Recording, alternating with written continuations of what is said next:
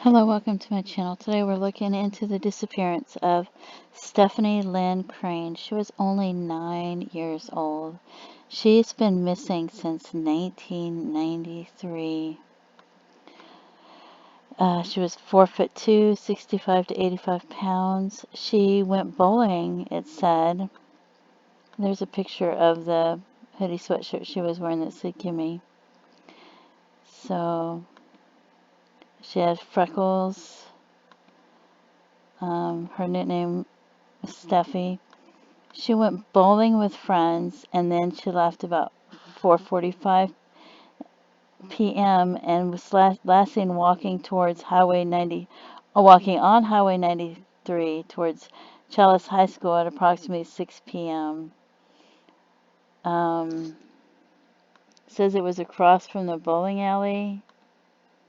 I don't know. There's a bowling alley and there's a high school, so I don't know if it's the same one or if they had a different high school back then. But this is like a 15-minute walk. So I don't know. They might have had another one back then.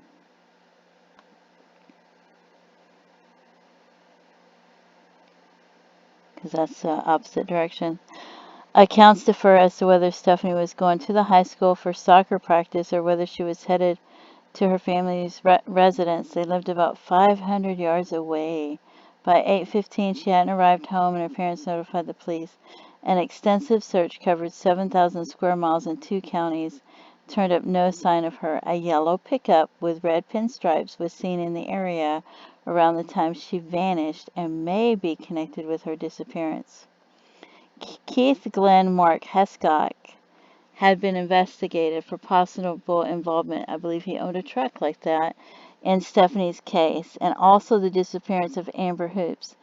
He kidnapped a 14-year-old girl from outside her home in the early morning hours of June 5, 2002, because he knew her family. The girl was able to escape that afternoon when he went to work. He had left her chained to the bed in his house.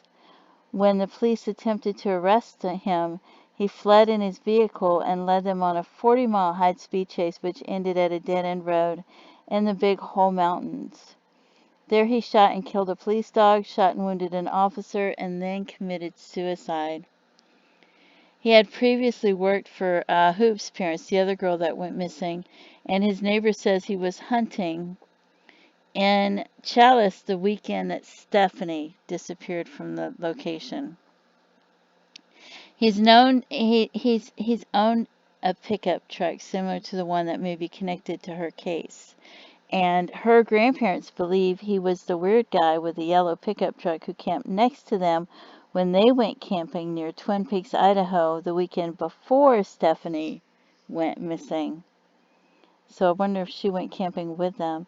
Authorities have not been able to link Hescock to either Stephanie or Hoop's disappearance, however. He only has a criminal record in Idaho for poaching, but he had felony convictions in other states. Authorities have 5 to 10 people of interest in Stephanie's case, none of whom are family members. One of them, a woman, she refused to answer any questions without an attorney present. Another, a man, took a polygraph on the case and his answers were deceptive but inconclusive. Investigators believe Stephanie was taken against her will by a stranger. Her case remains unsolved.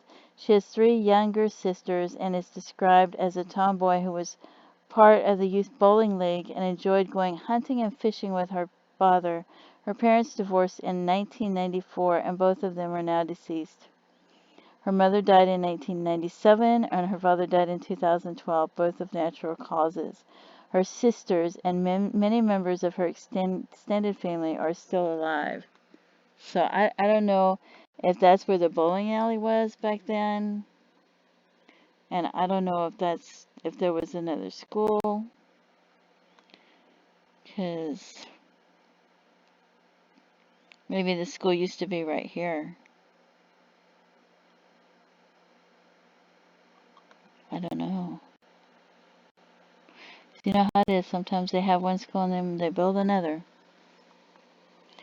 But that was this is a bowling alley that used to be open that shut down, so. Oh yeah, there could have been a school across the street.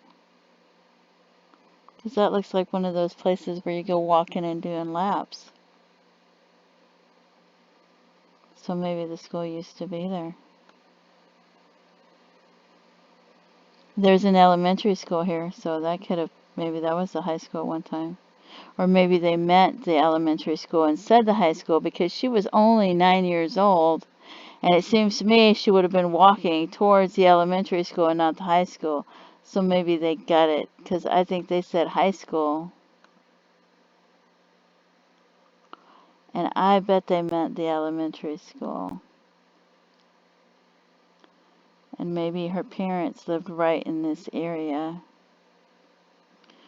So if she walked across the street to go towards the school and towards her house, they might have all been in the same area. So she could have been going for practice or going home to get something to eat. So it's just a small little area, and I bet that's where it was, and not the high school. So, yeah. I don't know for sure, but that's what I'm thinking. So just a short walk, and see, I bet it was right here at the elementary school. So she only had a short walk, and poof, she's gone. Never heard from again. Just a short walk.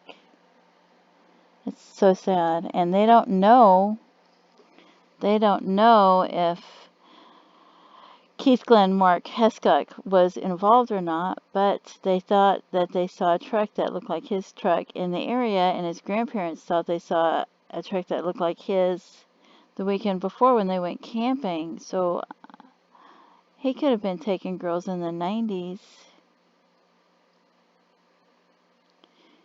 He could have taken other girls if he was involved. If it could have been somebody else. So anyway, she's been missing, and if you have any information to help them close this case, you have to realize that she's the victim, the person who commits the crime. A lot of times somebody will commit a crime and they will act like they're the victims. They do. They act like they're the victims. You talk to somebody who molests a child, or they get caught and they're like a registered sex offender. They're always trying to come up with some story making it sound like they're the victims. But this girl's gone, and I don't, right now, I'm assuming she might be dead, probably, right? And anyway, she's a 9-year-old child. And don't let these people that are criminals convince you that they're the victims when they're the criminal. And if you have information, contact the sheriff's department. And if you don't know if it's relevant, contact them anyway. Let them decide if it's relevant. You know, sometimes people drink and get drunk and they say things. So maybe that would help them. I don't know, because it might help them even just narrow down to know who did it instead of thinking everybody else, not being sure of who did it.